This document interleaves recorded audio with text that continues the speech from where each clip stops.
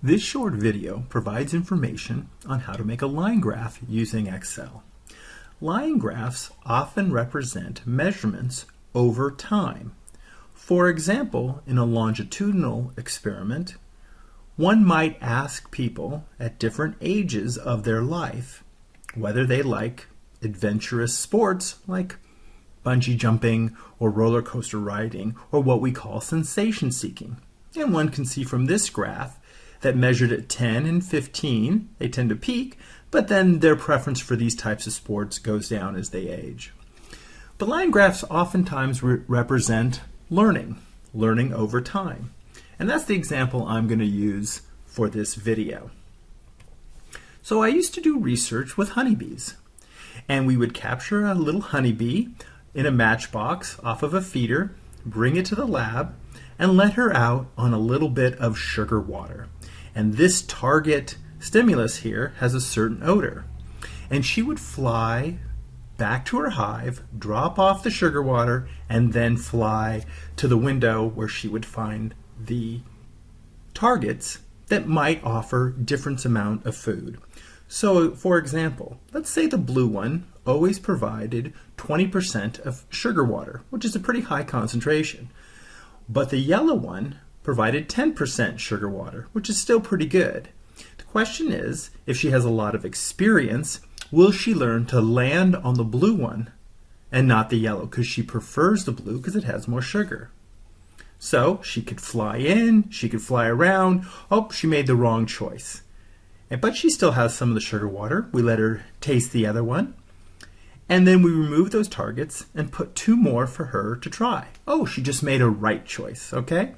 So let's look at what that might look like on Excel.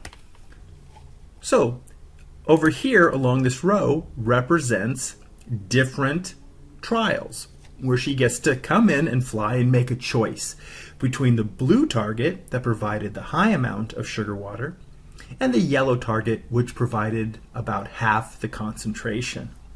So she makes choice 1, 2, 3, 20 different choices.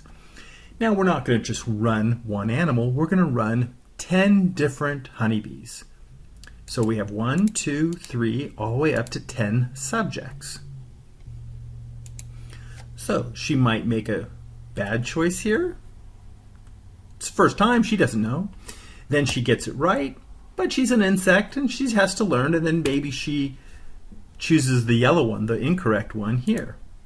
And once we run all the animals, we can put in their data. So you can see here, animal 1 chose the yellow, then the correct blue one, then the yellow, then the yellow, then the correct blue one, then the correct blue one, but she makes some mistakes. 10 animals making 20 choices.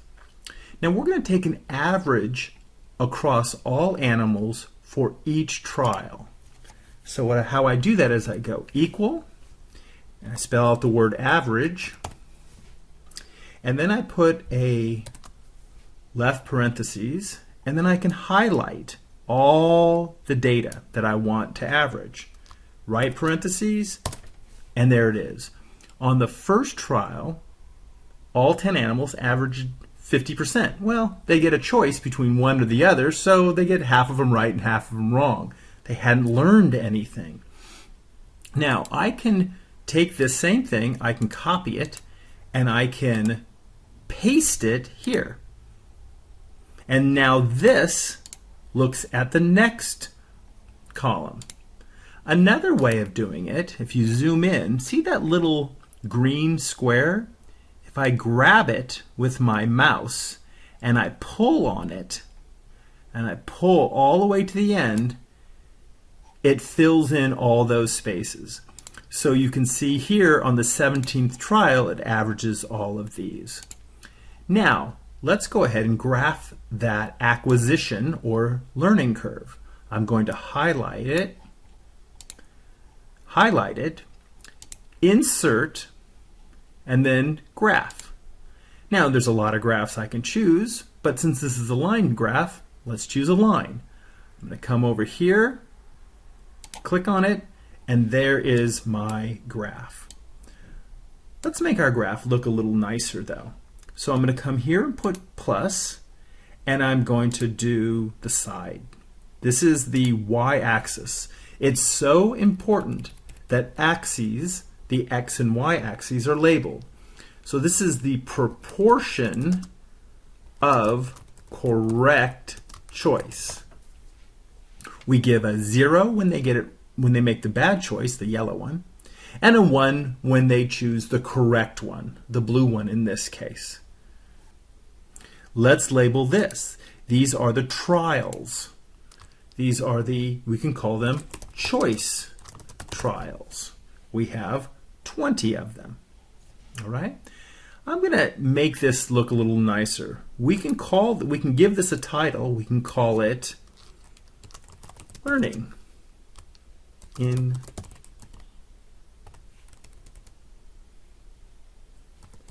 Honeybees. 20% versus 10%.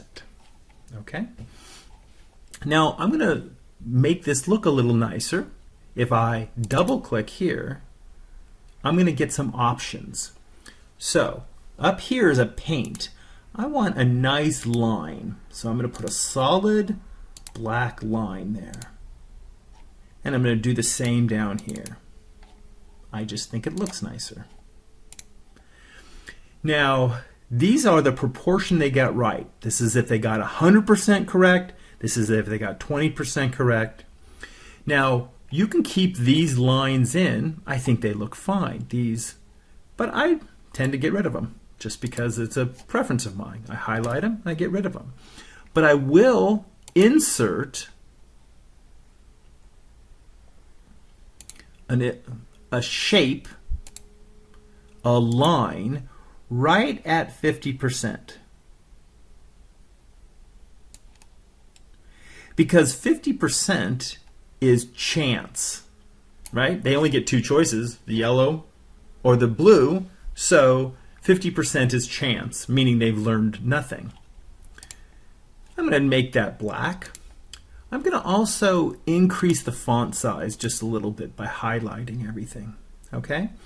And what you can see from this curve is they start off at about 50%. The honeybee, it's just learning.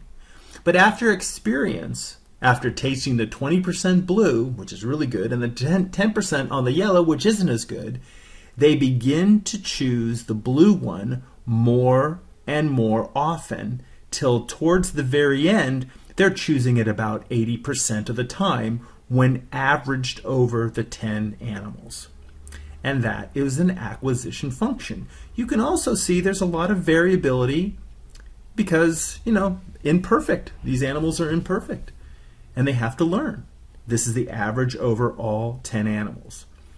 Now, another thing I'm going to do is I'm going to darken the font just because I think it looks better.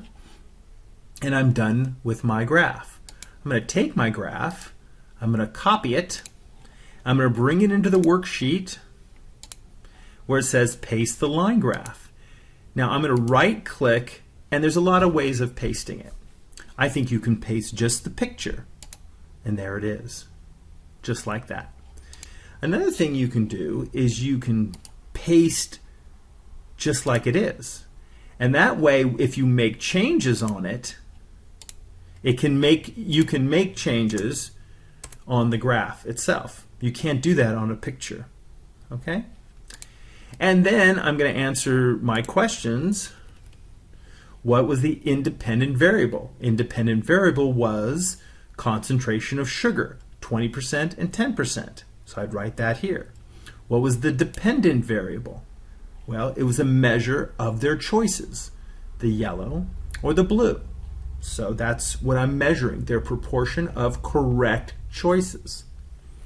And what information can I gather from this graph? That the animals, averaged across all 10, tended to pick the target, the blue target, with the higher concentration of sugar water over the course of 20 trials. That's what I can gather. They get better. I should point out that if I was really running this experiment, half the animals, the blue would provide 20% and the yellow would provide 10%, and half the animals, the yellow would provide 20% and the blue would provide 10%, I would still look at proportion of correct choices. That's a line graph.